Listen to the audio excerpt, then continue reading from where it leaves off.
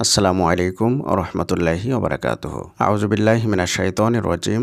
বিসমিল্লাহির রহমানির রহিম। আমরা সত্য ঘটনা অবলম্বনে বাস্তব মানুষের জীবনের দোয়া কবুলের গল্পগুলো আপনাদের সঙ্গে শেয়ার করি। আপনিও চাইলে আপনার বাস্তব জীবনের দোয়া কবুলের গল্পটি আমাদের সঙ্গে শেয়ার করতে পারেন আমাদের ইমেল আইডির মাধ্যমে। আমাদের ইমেল আইডি হলো khalidhasan6695@gmail.com। এটা আমরা ডেসক্রিপশনেও লিখে দিচ্ছি। আজকের এই দোয়া কবুলের গল্পটি একজন বোনের দোয়া কবুলের গল্প, আর তিনি আমাদেরকে এই দোয়া কবুলের গল্পটি ইমেলের মাধ্যমে শেয়ার করেছেন। এই দোয়া কবুলের গল্পের মধ্যে তিনি একটি নির্দিষ্ট দিনে একটি আমলের কথা বলেছেন। সেই আমলটি করার মাধ্যমে মাত্র 7 দিনই তার দোয়াটি কবুল হয়ে গেছে। যেই দোয়াটি দীর্ঘদিন ধরেও কবুল হচ্ছিল না, ইস্তেগফার, দরুদ শরীফ, তাহাজ্জুদ সমস্ত ধরনের আমল করেও যে দোয়া কবুল হচ্ছিল না, সেই দোয়া এই নির্দিষ্ট দিনে আমল করার মাধ্যমেই কবুল হয়ে গিয়েছে। আল্লাহ তাআলা সেই দোয়াটাকে কবুল করে নিয়েছেন। তো চলুন এই দোয়া কবুলের গল্পটি আপনাদেরকে হুবহু পড়ে শোনাই। প্রথমে তিনি লিখেছেন, আসসালামু আলাইকুম ভাইয়া, আশা করি ভালো আছেন। ওয়ালাইকুম আসসালাম ওয়া রাহমাতুল্লাহ। জি আলহামদুলিল্লাহ, আমি অনেক ভালো আছি। তারপরে তিনি লিখছেন, প্রায় কয়েক মাস ধরে অনেক চেষ্টা করছিলাম প্রতি শুক্রবার 1000 বার দরুদে ইব্রাহিম পড়ার জন্য। আলহামদুলিল্লাহ, আমি নিয়মিত ফরজ ইবাদতও করি। যেভাবে হোক 5 ওয়াক্ত নামাজটা ঠিক রাখার চেষ্টা করি। তো গত মে মাসের শেষ দিকে আমার একটা বিপদ শুরু হয়। বিপদের নামটা উল্লেখ করতে চাচ্ছি না। এরপর কোরবানির ঈদের পর আবার আরেকটা বিপদ শুরু হয়। এইসব নিয়ে খুবই ডিপ্রেসড হয়ে যায় আর অনেক দোয়া করতে থাকি আল্লাহর কাছে। রেগুলার ইস্তেগফার, তাহাজ্জুদ, নফল নামাজ, দরুদ শরীফ পাঠ সবই করতে থাকি, তবুও কোনো কোল কিনারা খুঁজে পাচ্ছিলাম না। তাই ভাবলাম যেভাবেই হোক শুক্রবার 1000 বার দরুদে ইব্রাহিম পড়ব। এরপর গত 26 জুন 2025 বৃহস্পতিবার মাগরিবের নামাজের পর থেকে দরুদে ইব্রাহিম পড়া শুরু করি। সারা রাত না ঘুমিয়ে দরুদে ইব্রাহিম পড়তে থাকি। তারপর তাহাজ্জুদের ওয়াক্তে তাহাজ্জুদ পড়ে মোনাজাতে অনেক কান্নাকাটি করি। ফজর পর্যন্ত কান্নাকাটি করতে থাকি। আলহামদুলিল্লাহ 800 বারের মতো দরুদে ইব্রাহিম পড়তে পেরেছি এবং শুক্রবার আসর পর্যন্ত আলহামদুলিল্লাহ 1000 বারেরও বেশি দরুদে ইব্রাহিম পড়তে পেরেছি। এরপর মাগরিবের আগের মুহূর্তে দোয়া করেছি।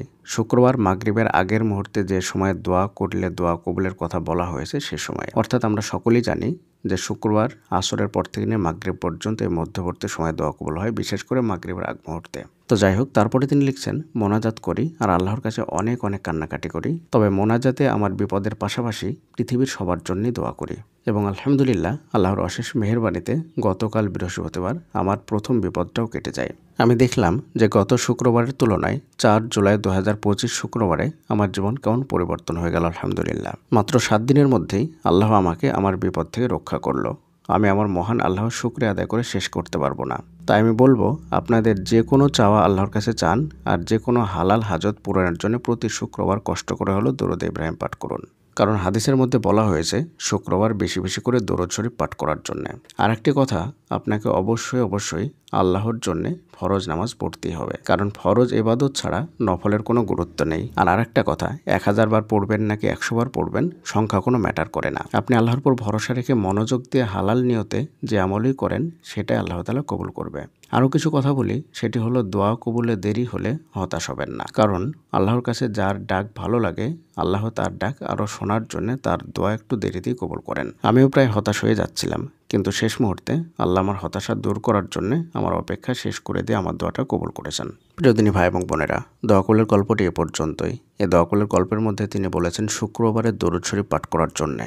শুক্রবার অর্থাৎ যখন বৃহস্পতিবারের দিনটা গত হয়ে যায় এবং সন্ধ্যা ঘনিয়ে আসে, তখন থেকে নিয়েই শুক্রবার শুরু হয়ে যায় এবং তার পরের দিন অর্থাৎ জুম্মার দিন সন্ধ্যা পর্যন্ত পুরো দিনটাই 24 ঘন্টা শুক্রবার থাকে। হাদিসের মধ্যে বলা হয়েছে শুক্রবারের দিন বেশি বেশি দরুদ শরীফ পাঠ করার জন্য। এমনিতেই দরুদ শরীফ অনেক বেশি গুরুত্বপূর্ণ একটা আমল, কিন্তু শুক্রবারের দিন যেহেতু নির্দিষ্টভাবে বেশি বেশি পড়ার কথা বলা হয়েছে, সেই হিসাবে এই দিনে দরুদ শরীফ পাঠ করার অনেক অনেক অনেক বেশি গুরুত্ব, অনেক অনেক অনেক বেশি ফজিলত। তাই যাদের দোয়া কোনোভাবেই কবুল হচ্ছে না, তারা অবশ্যই শুক্রবারের দিনটাকে দোয়া কবুলের জন্য এবং বেশি বেশি দরুদ শরীফ পাঠ করার জন্য বেছে নেন। শুক্রবারের দিন পুরো রাত্রি এবং শুক্রবারের দিন পুরো দিন দরুদ শরীফ পাঠ করবেন এবং সন্ধ্যার আগে অর্থাৎ আসরের পরে মাগরিবের আগে যে মুহূর্তটা থাকে সেই মুহূর্তে বেশি বেশি করে দোয়া করবেন। ইনশাআল্লাহ আল্লাহ তাআলা আপনার দোয়াকে কবুল করে নেবেন।